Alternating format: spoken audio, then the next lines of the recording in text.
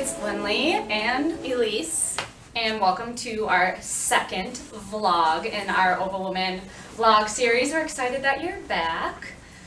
We're just going to start off the same way we did last week and update you on our lives and what we're going through intimate health-wise. So, lucky Elise goes first. Yeah, so last week I talked about how I was really excited about trying this new brand of condom called Sustain.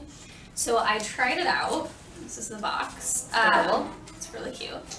And I will say that personally I did not feel a difference. My partner said that they are a lot thinner than what we had been using before. But in looking at the box, these condoms are fair trade certified.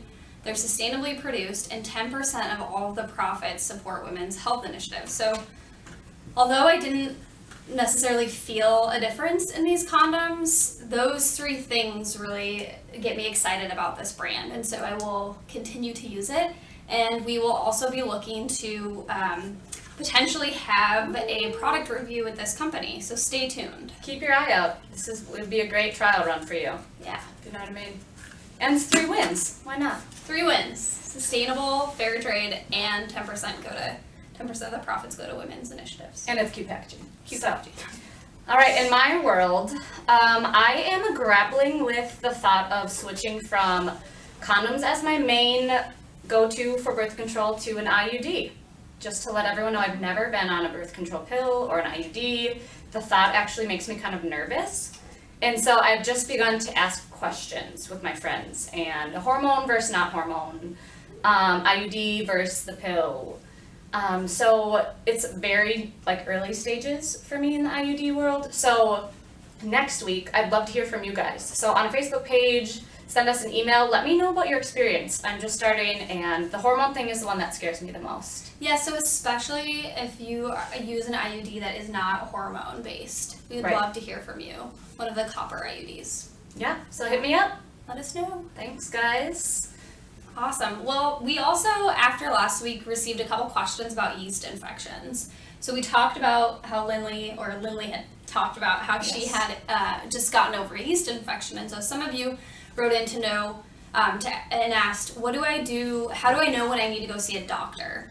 And we checked out some research online, Mayo Clinic, WebMD, and there are 3 times when you need to see a doctor when you have a yeast infection.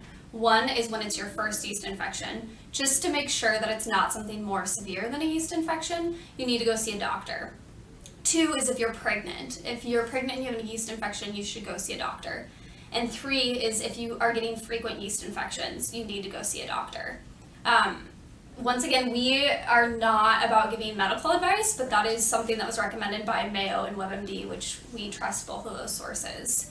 Mm-hmm. We also received some questions about whether or not tea tree oil was a scientifically sound method for alleviating yeast infections. In doing research, there hasn't been a lot of clinical studies on tea tree oil mitigating yeast infections, but there's some preliminary research. It's just not conclusive at this point. I didn't really see any harmful side effects to using tea tree oil. You just don't want to ingest tea tree oil. Right. And just from personal experience, like last week, it has been my go-to. Oh. And so, tea tree. Hopefully this inspires some researchers to get on it and study the effects of tea tree oil on yeast infections. Definitely. Awesome. Any other questions? No, that's about it. If you have any other questions, again, just Facebook us, email us. We love hearing from you guys. But next up, we are very excited about this. We have our first guest on the vlog for Oval Woman, and her name is Jazz. So Jazz, come on down. Come on down. I just burger. All right, everybody, this is Jazz. She is a small business owner here in the Minneapolis area. She's a photographer and just all around an amazing woman. Just take a second, Jazz, introduce yourself. Tell us what you do. Well, my name is Jazz, and I have a website, andjazzforshort.com, and its main focus is motivation and bringing awareness to events, causes, and companies that give back or do good. So, yeah. So we're excited to have her on our website. We'll have a link to it on our Facebook page. Yeah, and so Jazz just said yes to hanging out with us this morning, and we're going to continue on the topic of birth control. Since we're chatting about my IUD, her sustained condoms, we wanted to hear from another influential lady. And so Jazz, we're just going to ask you a simple question. What has your experience with birth control been thus far in your life? Not very pleasant, to be quite honest. Okay. I was on the pill, and I tried different ones. My body's very sensitive for whatever I put into it. So I had difficulty with almost every pill that I had. And the one that I did like, I don't know if it discontinued or what, but my doctor said it wasn't available anymore. So you have to wait 3 months for every time to see if your body will get used to it, which is terrible because it never did.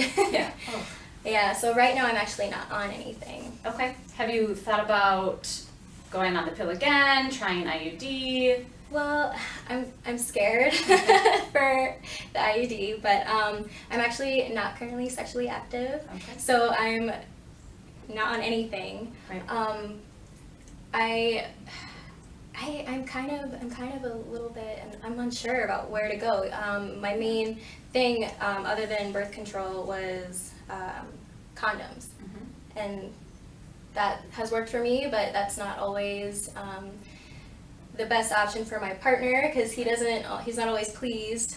Yeah. So That's kind of what How I've do you been have thinking. that conversation? Hmm? How has that conversation gone down? Pretty straightforward. It's like, I don't like the pill, it makes me sick. And he's like, well, I don't like the condom. And I was just like, well, I'll try the pill, we'll try the condoms, we tried it. But it's always like back and forth. Right. It sounds hard too, if your partner's involved in the decision. Yeah. You know? What were some of the side effects that you had with the birth control? Well, I would feel really moody, nauseous. My period was off. I would have spotting. And if I missed a day or when I was transitioning from different pills or whatever, I'm not completely sure if this was because of the pill, but I would have ovarian cysts, which are very painful. And there's nothing that you can do besides wait for it to pretty much burst Yeah. or have it surgically removed, which, you know, most likely it'll go away on its own, but it's just a painful experience. Oh my goodness. Yeah, so that's my experience with the pill, and like I said, I'm sensitive, so I know some people have had really good experiences with it, you Right. know, lighter periods, helps with cramps, things like that, Just but depends on your body. yeah. Jazz, thanks again Thank you so much for hanging out with us this morning. Hopefully we'll be seeing more of Jazz. Make sure to check out her website. Yes. Her link will be in the somewhere. in our Facebook. In our Facebook space. And we'll continue this conversation about birth control because it's a process that everyone goes through, and figuring out what works best for you is complicated, and it's a journey. Yeah, for a while. And your body's always changing as a woman, through pregnancy, through menopause, all those things. So we're here with you. We'll see you Awesome. next week, guys. Bye, guys. Bye. Woo!